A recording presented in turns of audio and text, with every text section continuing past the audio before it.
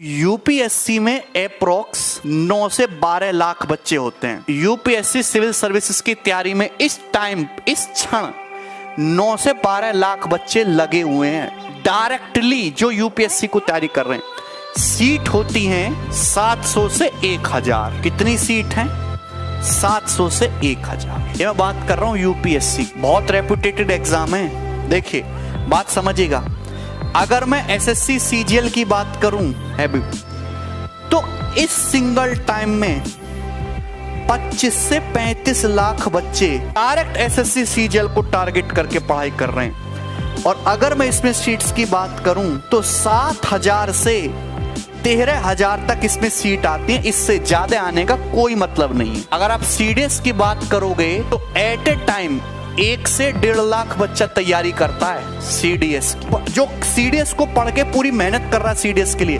और सीट जो होती हैं वो 150 से 250 सीट होती हैं। अगर आप कहोगे सर रेलवे बहुत है, बहुत अच्छा, तो रेलवे में इस टाइम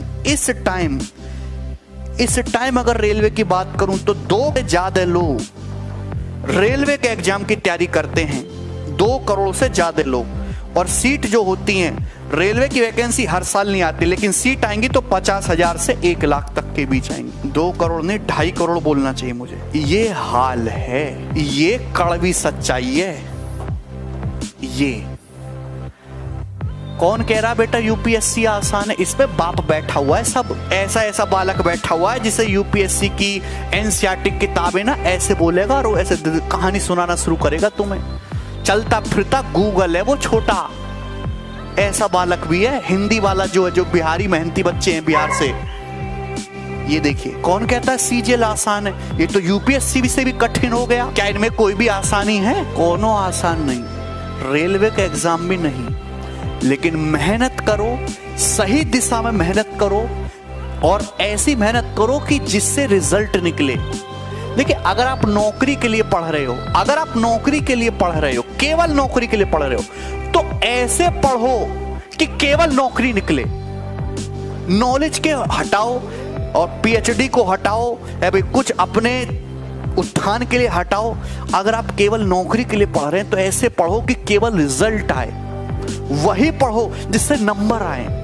ये कड़वी सच्चाई, इसको एक्सेप्ट करो। केवल हार्ड वर्क से कुछ नहीं होता, स्मार्ट वर्क चाहिए। स्मार्ट वर्क जो हम लोग पढ़ाई कर रहे हैं, ये डायरेक्ट कभी किसी काम नहीं आता।